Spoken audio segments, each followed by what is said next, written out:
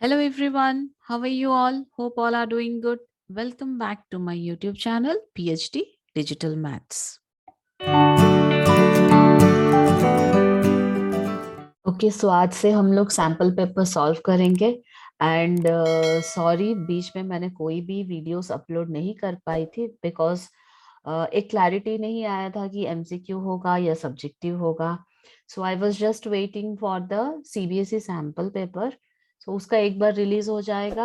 After that we can start our practice session and so आज से हम लोग अगेन सैम्पल पेपर शुरू करने वाले हैं just like our term 1 exam.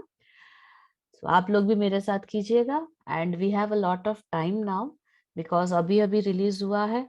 Then अभी हम शुरू करेंगे तो मार्च तक हम लोगों का खत्म हो जाएगा हमारा. सो एट ए टाइम मैं पूरा नहीं करूंगी. एक सैम्पल पेपर एक वीडियो में आपको नहीं करने वाली. सेक्शन वाइज हम लोग जाएंगे. सो इसका पीडीएफ जो है क्वेश्चन पेपर का आपको लिंक में डिस्क्रिप्शन में अटैच कर दिया जाएगा. You can get the PDF from there. Okay so चलिए अभी हम शुरू करते हैं. फर्स्ट क्वेश्चन सेक्शन ए का first question and section A 12 marks का होता है एंड बीच में कहीं कहीं और में भी है ऑप्शन. ऐसे नहीं कि सेक्शन ए में आपको इतना ही अटेंड करना है करके. But the entire question paper is about 14 questions. 14 questions पूरा क्वेश्चन पेपर में है और सेक्शन ए 12 मार्क्स का है. और चलिए अभी हम लोग शुरू करते हैं, देखते हैं. सो आप लोग भी मेरे साथ ही कीजिएगा, आपका प्रैक्टिस भी हो जाएगा. सो आपको इजीली आप लोगों की प्रैक्टिस कंप्लीट हो जाएगी. ग्रेजुअली करोगे तो एट ए टाइम प्रेशर ज्यादा नहीं आएगा. चलो तो let's start with the first question. Section A में 6 क्वेश्चंस है. तो पहला क्वेश्चन में ऑलरेडी और दिया है और यहाँ पे आपको क्वेश्चन विजिबल नहीं हो रहा होगा. So you can go and download the PDF from the description box. So चलिए फर्स्ट क्वेश्चन देखते हैं क्या है. अच्छा सैम्पल पेपर 1 जो है वो ऑलरेडी सीबीएसई का है. सो मैं सैम्पल पेपर 1 नहीं कर रही हूँ, डायरेक्टली सैम्पल पेपर 2 सॉल्व करेंगे. Question number 1. If x is equal to 2 upon 3 and x is equal to minus 3, x is equal to 2 upon 3 and x is equal to minus 3 are the roots of the quadratic equation ax square plus 7x plus b is equal to 0. Find the values of a and b. So यहाँ पे हमारे पास क्या है, roots दे दिया गया है and now we can here apply sum of the roots and product of the roots to get the value of a and b. So let's start with question number 1. Since 2 upon 3 and minus 3 are roots of the equation. Okay, roots of the equation, therefore sum of the roots क्या होता है, हमें already formula पता है. therefore sum of the roots is equal to minus b upon a.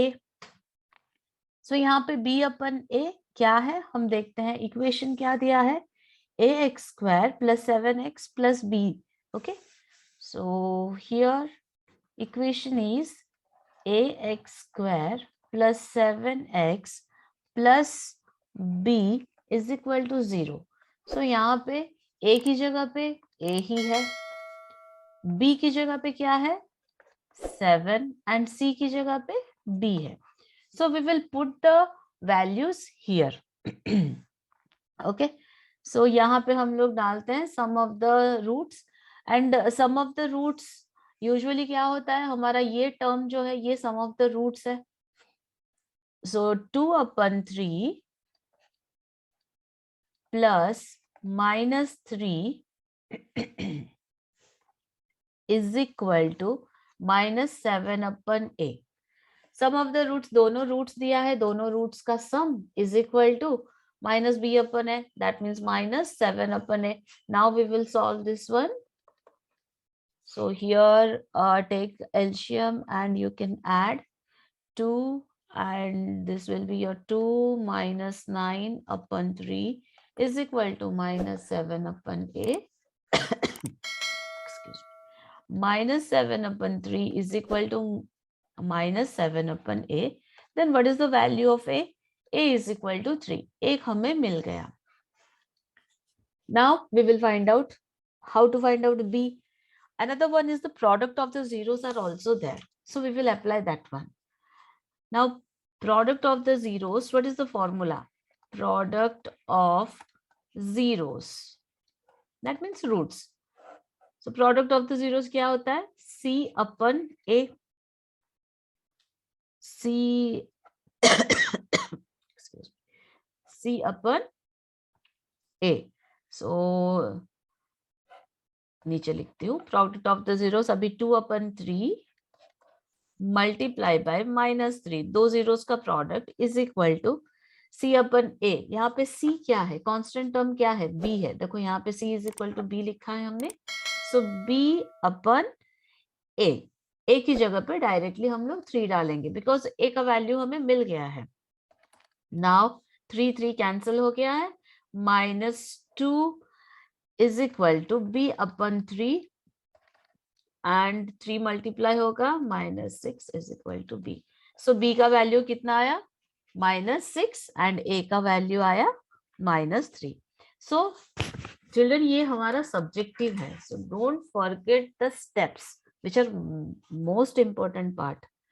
यहाँ पे हर एक अगर सब्जेक्टिव है हर एक लाइन पे मार्क्स कंसिडर किया जाएगा. So जो भी है therefore sign, equation sign, even though last answer also. Hence the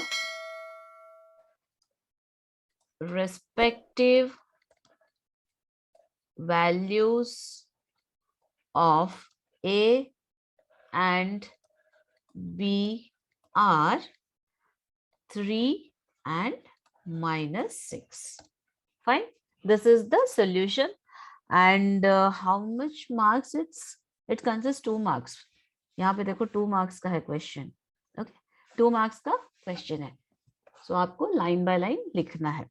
अच्छा, now second question, we will see the second question.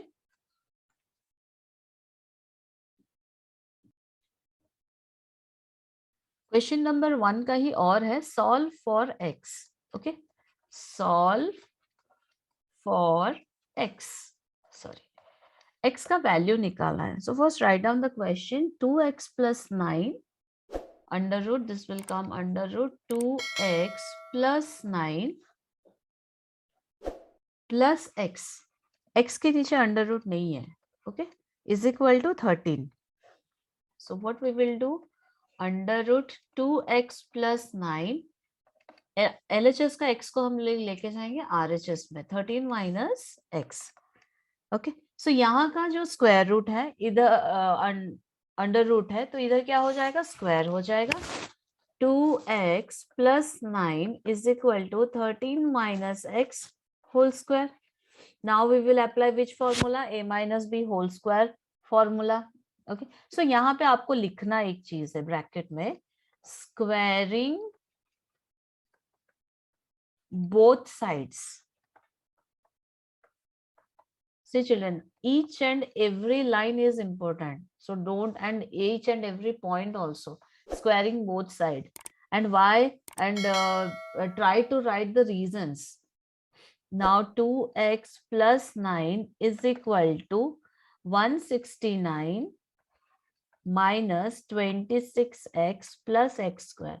यहाँ पे भी ब्रैकेट में लिखो a minus b whole square is equal to a square minus 2ab plus b square.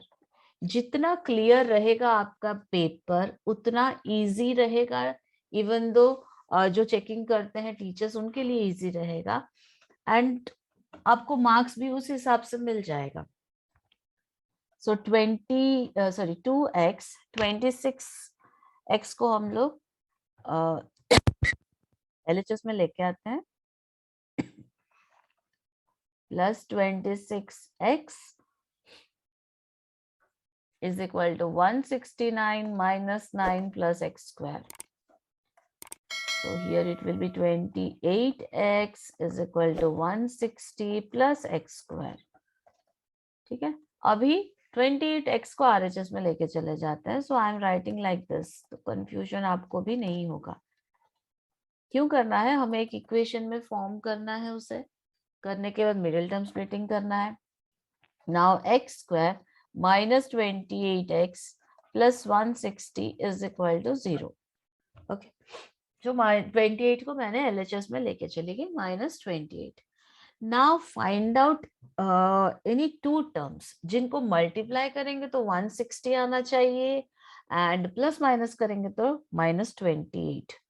ठीक है, multiply करेंगे तो A और C का मिडिल टर्म स्प्लिटिंग कर रही हूँ and I think middle term splitting ही थोड़ा इजी जाएगा. आप अगर मिडिल टर्म स्प्लिटिंग आपको समझ में नहीं आता है कि कौन सा वाला लें, अच्छा उसके लिए भी एक आपको बताती हूँ. यहाँ पे देखो, मल्टीप्लाई करेंगे तो क्या आना चाहिए, first term and last term. So 160. पहले क्या करोगे, सो ये रफ में ही करती हूँ. पहले क्या करोगे, 160 का एलसीएम निकाल दोगे. 2 8s are 0s are, again 2 4s are 0s are, so again 2 2s are, 2 10s are, 2 5s are. हो गया. अभी देखो हमारे पास फैक्टर्स क्या क्या है, 2 into 2 into 2 into 2 into 2 into 5. Okay, अभी ये हुए फैक्टर्स ऑफ 160. तो हमें ये फैक्टर्स को ऐसे अरेंज करना है जिनका प्लस माइनस करोगे तो 28 आना चाहिए. ठीक है, अभी देखो ये एक छोटा सा टेक्निक है, जिनको समझ में नहीं आता है कि मिडिल टर्म कैसे करना है, but most of the students को पता है. ठीक है, ऐसे नहीं कि नहीं पता है करके, बट जिनको नहीं आता है यू कैन रिफर. अभी देखो 2 2s are 4 4 2s are 8. अभी इन तीनों को अगर मैं कंसिडर करूंगी, सो आई एम राइटिंग हियर, से फर्स्ट 3 डिजिट को अगर कंसिडर करूंगी, 8 एक आ रहा है और एक फैक्टर आ रहा है आपका 4 5s are 20.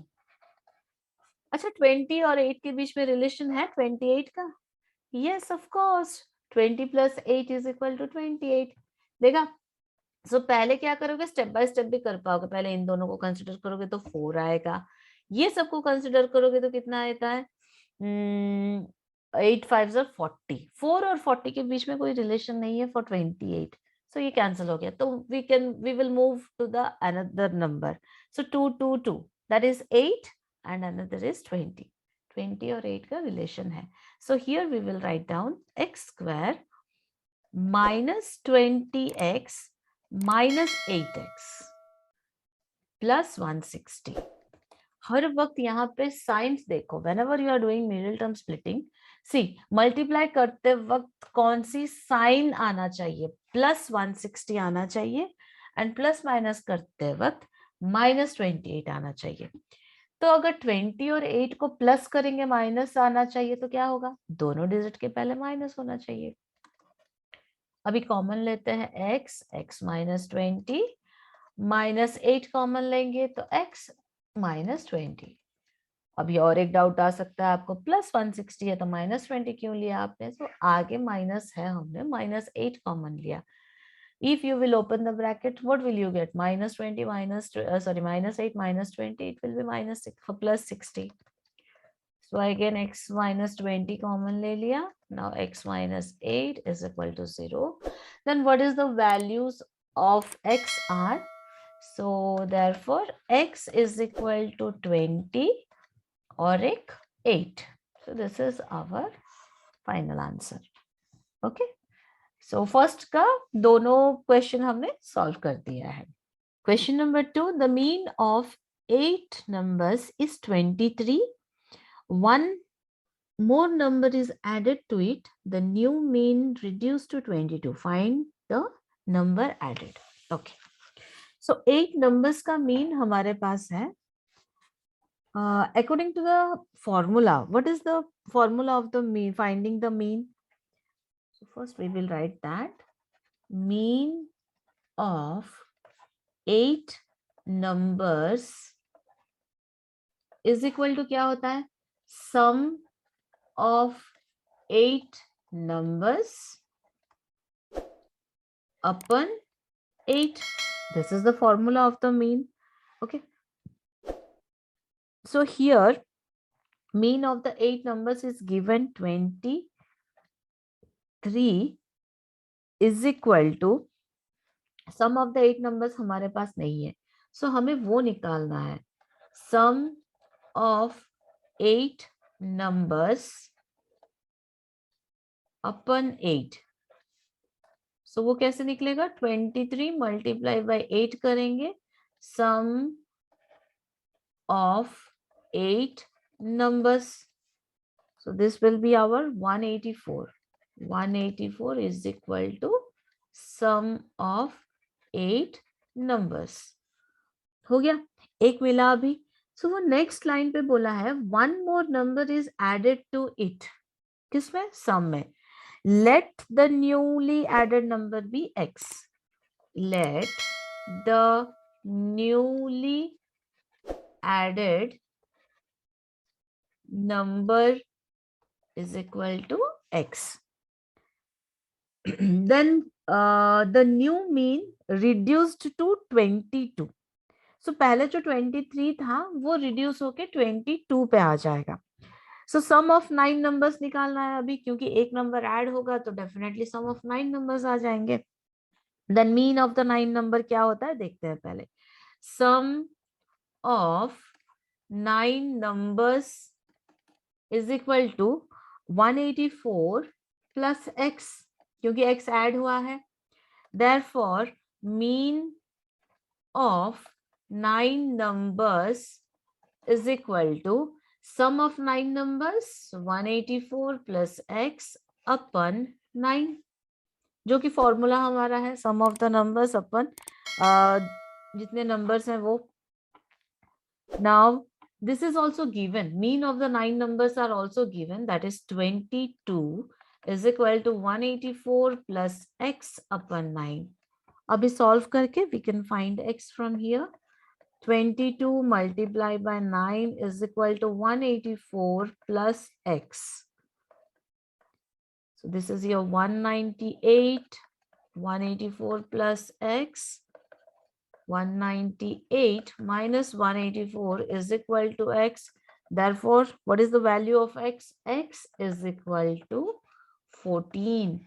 So which number is newly added here? So therefore, hence, the number added is 1 for 14. Okay, 14 add करेंगे तो जो new mean आता है that is that we reduce to 22.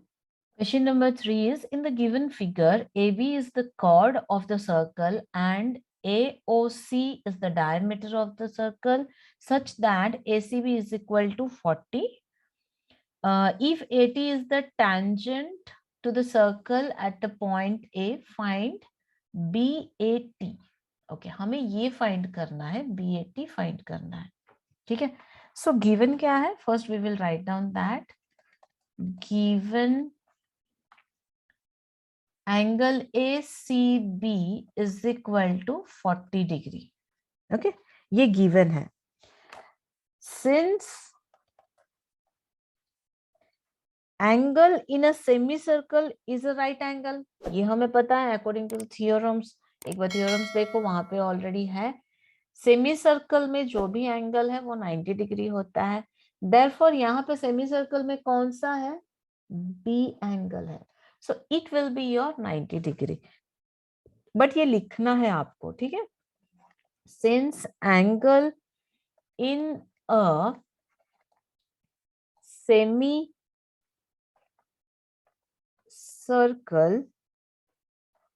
is a right angle.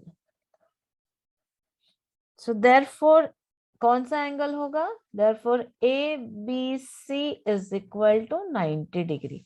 Okay, ये 90 degree हो गया है. But अगर हम ट्रायंगल कंसिडर करेंगे ABC को, okay, so in triangle ABC, only triangle ABC को मैं कंसिडर कर रही हूँ, angle A plus angle B plus angle C is equal to how much? 180 degree. So angles on property.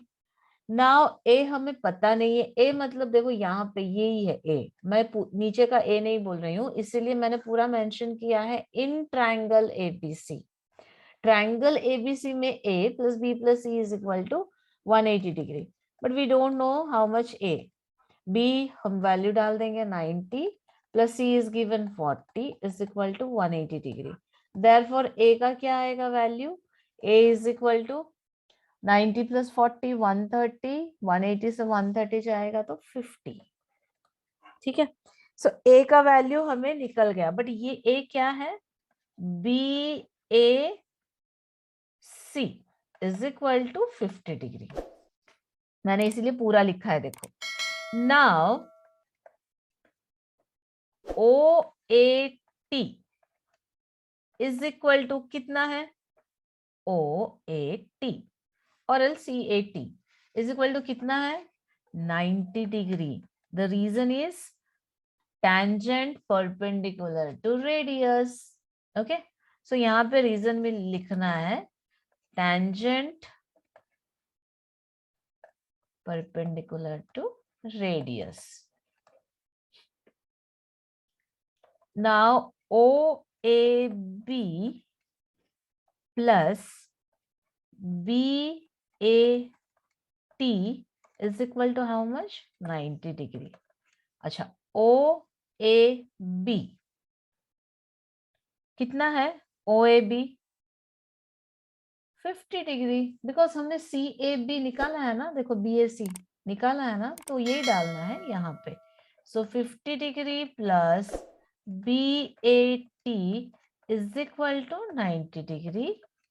So BAT कितना आया? 90 minus 50, that is the answer is 40 degree. So ये जो है ये कितना है? 40 डिग्री का निकला हमारा. ओके, सो कैलकुलेशन पूरा आपको ऐसे ही लिखना है step by step. Question number 4, given below is a cumulative frequency distribution table, find the missing values A B C D. ठीक है, यहाँ पे छोटा है इसलिए मैंने पूरा आपको टेबल ड्रॉ करके दिया है. यहाँ पे क्लास इंटरवल, फ्रीक्वेंसी अभी लिखेंगे एंड CF लिखेंगे. अच्छा, व्हाट इज CF? यहाँ पे कैसे फाइंड आउट करेंगे? Cumulative frequency of a class is equal to the sum of the frequency of the class and the cumulative frequency of the preceding class. अगर आपने किया है स्टैटिस्टिक्स उसमें तो फिर आपको पता है क्यूमुलेटिव फ्रीक्वेंसी कैसे किया जाता है. सो this is 17, this is also 17 given. Now A और ये 45 दिया है. पहले लिख लेते हैं कौन सा गिवन है. दिस इज 77, 32, this is 101, 19, 32 के बाद B के बाद 19, then C D, this is 130. अच्छा, CF कैसे निकाला जाता है? हम जब फ्रीक्वेंसी लिखते हैं, फ्रीक्वेंसी का पहला नंबर CF में भी पहला नंबर होता है, देन फ्रीक्वेंसी का जो दूसरा नंबर है, CF का पहला नंबर एंड फ्रीक्वेंसी का दूसरा नंबर हम ऐड करते हैं तो 45 हमें मिलना चाहिए.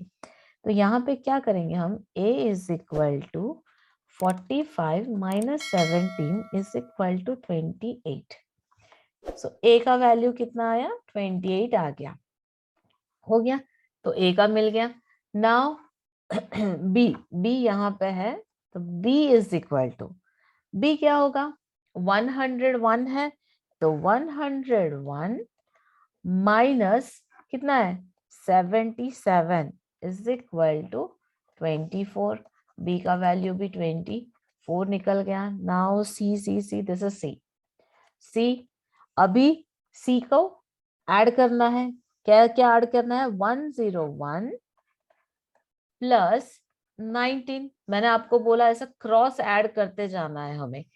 फ्रीक्वेंसी का फर्स्ट नंबर CF का फर्स्ट नंबर सेम होगा, उसके बाद CF का दूसरा नंबर कैसे होगा? ऐसे क्रॉस ऐड करना है. CF का पहला नंबर, फ्रीक्वेंसी का दूसरा नंबर, अगेन CF का दूसरा नंबर, फ्रीक्वेंसी का तीसरा नंबर। सिमिलर वे यहाँ पे C is equal to CF का फोर्थ टर्म एंड फ्रीक्वेंसी का फिफ्थ टर्म। तो इन दोनों को ऐड करेंगे तो 120 मिलेगा। C is equal to 120। अभी दिस इज द D कैसे आएगा? लास्ट टर्म क्या है? 130 माइनस ये C हमें मिला है अभी 120, so is equal to 10। D का वैल्यू क्या आएगा? 10। सो CF कैलकुलेशन कैसे हुआ, समझ में आया? फ्रीक्वेंसी सेम फर्स्ट टर्म के साथ, सेकंड CF का भी, देन CF का फर्स्ट एंड फ्रीक्वेंसी का second sum is equal to CF का second term. Okay, done. Fourth one also done. Question number 5. The 19th term of an AP is equal to 3 times its 6th term. If the 9th term is 19, find the AP. Okay, AP find करना है। जैसे कि हमें पता है, let A be the first term and D is the common term, which is common difference. So let first term is equal to A and common difference is equal to D. Okay, now given condition क्या है according to the question? Now according to the question is 19th term of an AP, so A19 is equal to 3 times its 6th term. Okay, 3 times its 6th term. ठीक है, सो यहाँ पे हम क्या करेंगे? A और D ही use करेंगे। A19 that means A plus 18D is equal to 3A plus 5D। A19D क्या होता है? Formula A plus 18D and 5D का A6 का क्या होता है? 5D। ठीक है, सो अभी ब्रैकेट ओपन करेंगे हम लोग। A plus 18D is equal to 3A plus 15D। So A को हम लोग LHS में लेके आएंगे, plus 18D minus 15D is equal to 0। So this is your minus 2A plus 3D is equal to 0। ये इक्वेशन 1 हम करके रखेंगे। दूसरा क्वेश्चन में दिया है if the ninth term is equal to 19, again given is what? Sorry, given is what? A ninth term, that means A9 is equal to 19, then A plus 8D is equal to 19. So we can consider this as equation 2. Now equation 1 and 2 को solve करेंगे by multiplying equation 2.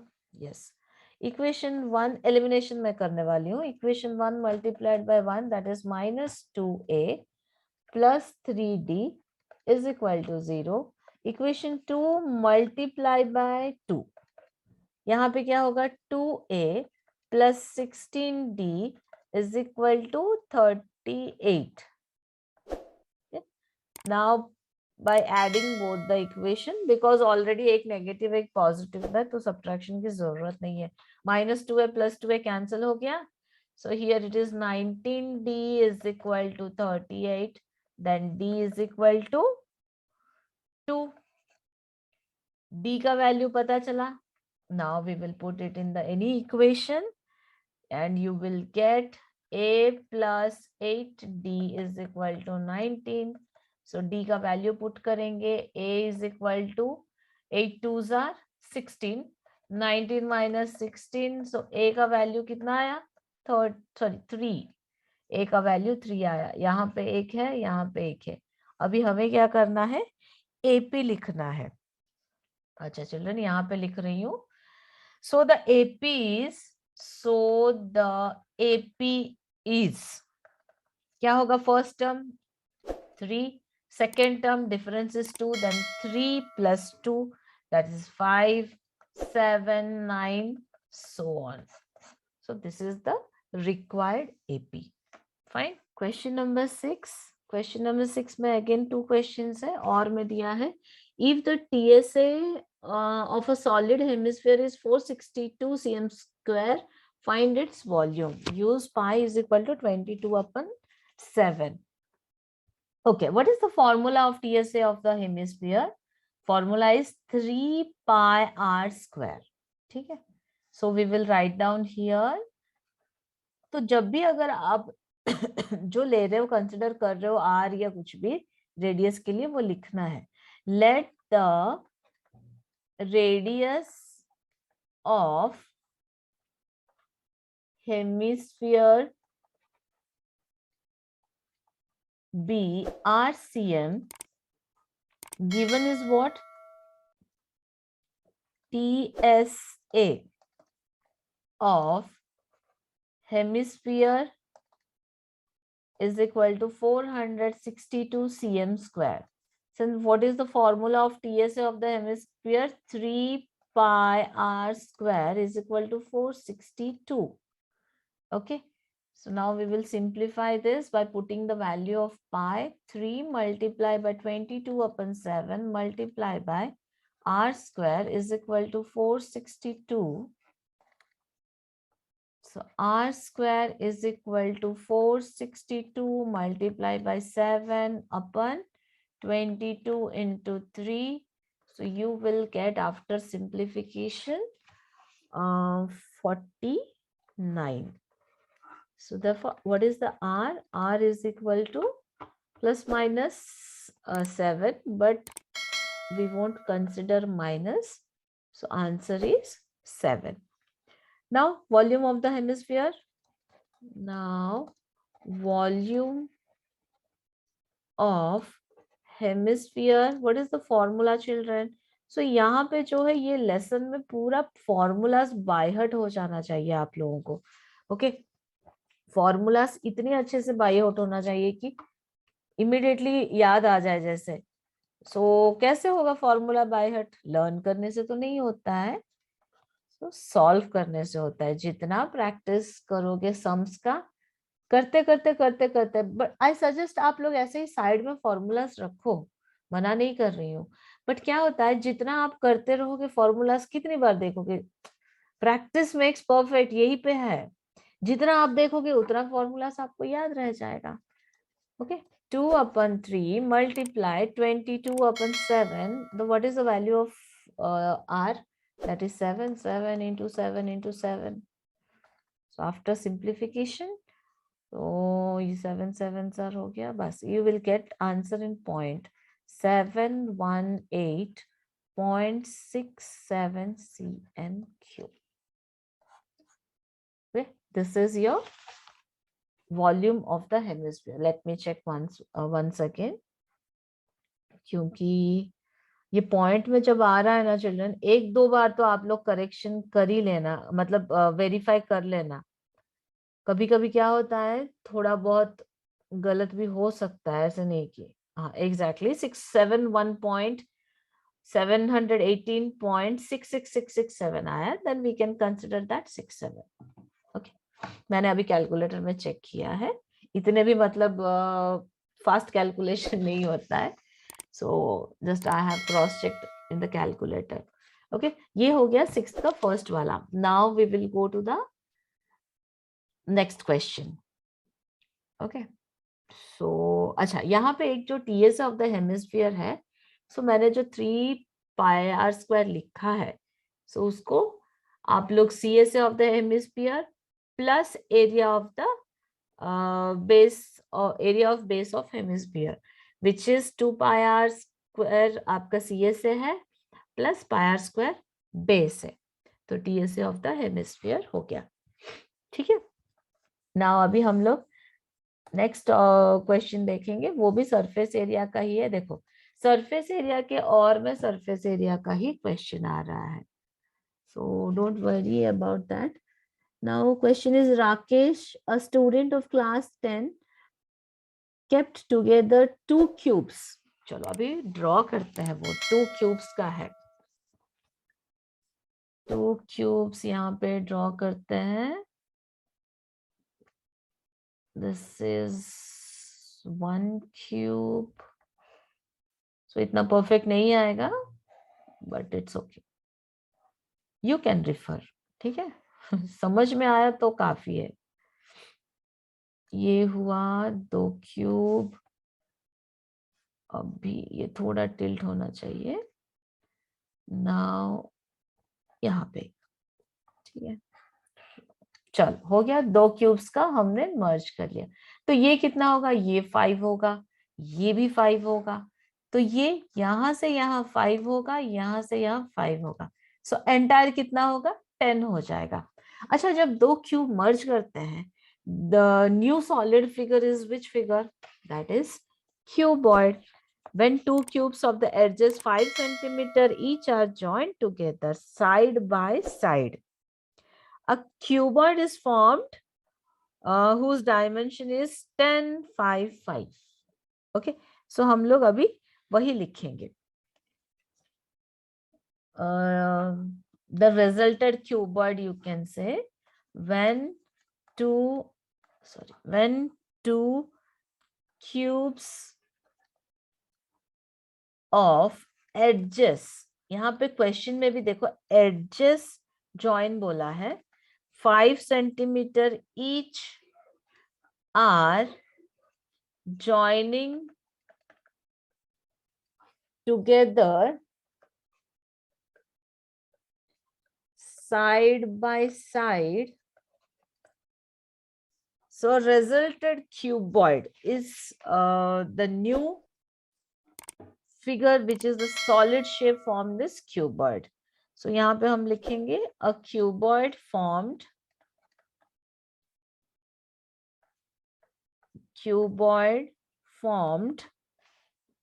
with dimensions what, with dimensions, क्या आएगा dimensions, अभी दोनों का edges मर्ज हो गया तो जो ये लेंथ कितना आ जाएगा, वो 5 5 10 आ जाएगा. So that is 10 centimeter multiplied by 5 centimeter multiplied by 5 centimeter. So what is the question? Surface area of the cuboid form. So that is therefore the surface area formula डालना है. Surface area is equal to 2 whole multiplied by length plus length breadth plus breadth height plus height and length. Just you need to put all the values here, length, breadth and height ka.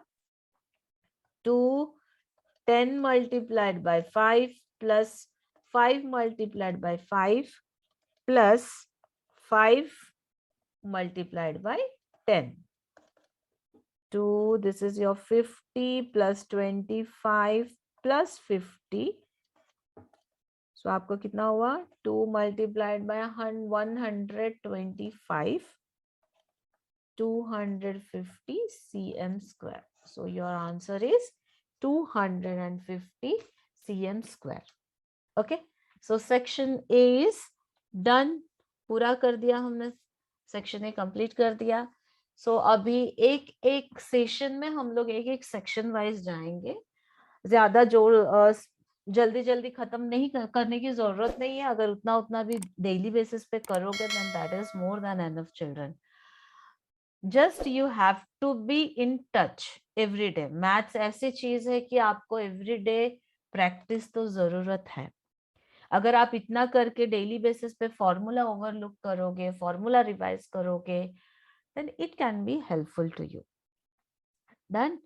So that's it. In the next session, we will solve the next section of the sample paper 2. And children, those who are not subscribed till now, so please do like, share and subscribe. और जिन्होंने पहली बार आए हैं मेरे channel पे, so please subscribe कीजिएगा. So thank you and thank you for your support. So see you in the next session. Bye bye.